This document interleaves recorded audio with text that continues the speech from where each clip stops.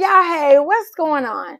Welcome back to my channel. So today we're going to get into some general notary documents. I told you guys I want you to be proficient in all of your general notary documents, and I honestly have yet to see a channel that goes through documents one by one and walk you through it. So I figure, you know what? Let me do that. So here we go. Let's learn some documents.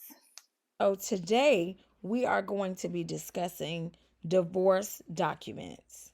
So this is basically a sample of what you can expect when you say you're going to notarize a divorce packet.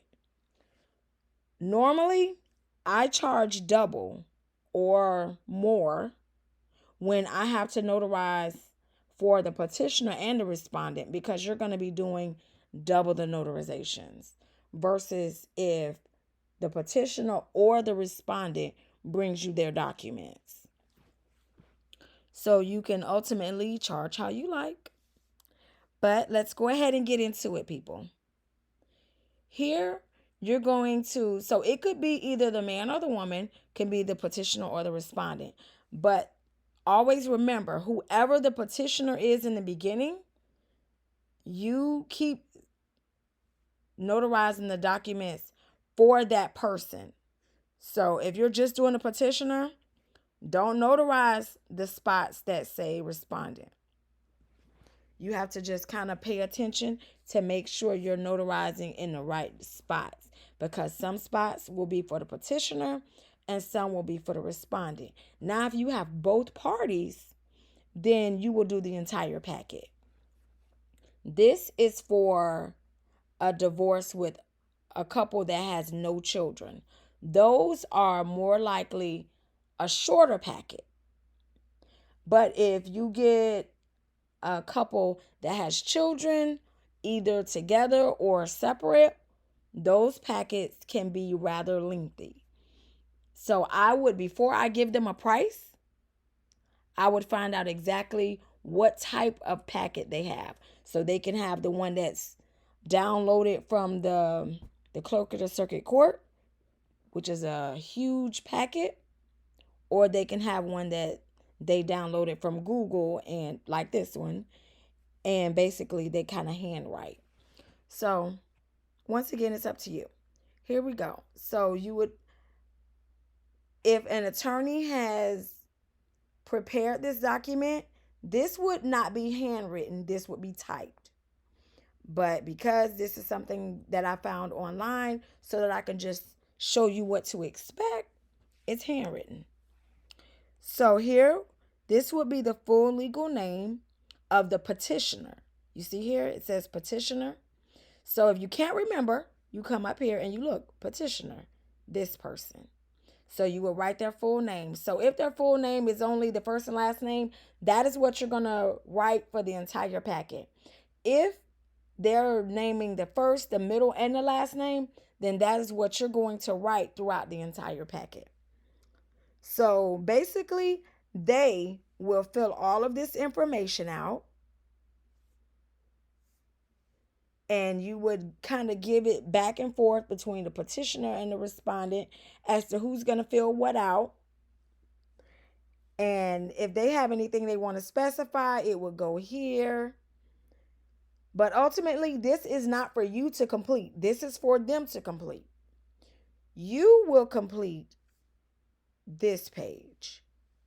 So that person, whether it's the respondent or the petitioner, so you see in the beginning, it was the petitioner. So who's going to sign? The petitioner. You're going to go ahead and let them sign here.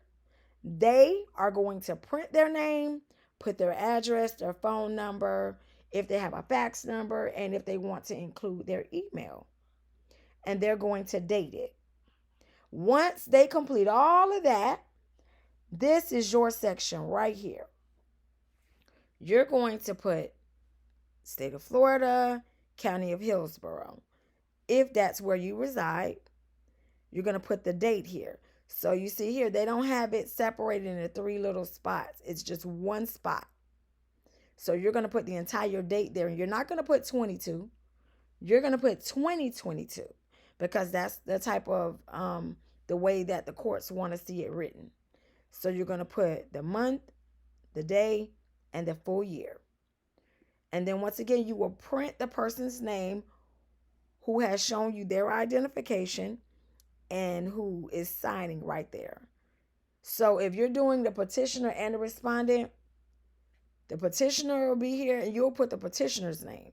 And then when you get to the respondent part, then you'll put their name. So it just depends on who's up here as to whose name is going to be printed here.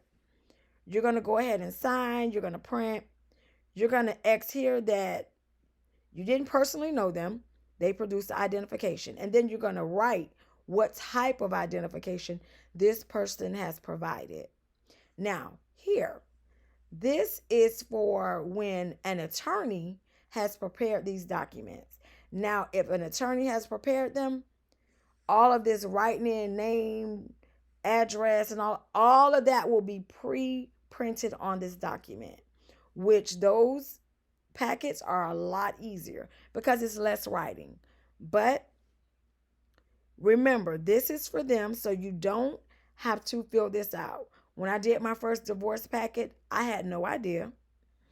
And I couldn't find an example of how to fill this out. So I just went with what I thought I knew, which was wrong. And I filled this out. And it was maybe about 10 to 15 different pages to be notarized. And I filled this out for all 10 to 15 pages. Needless to say, it took me 1,000 years. So remember, leave that blank. That's not for you. You're going to fill out the notarial part. You're going to print that person's name and you're going to stamp. And once you complete all of the entire packet, that person has filled out everything and you've notarized everything. Before you're done, look through it one more time just to be sure before you leave. And then that's it. You're done.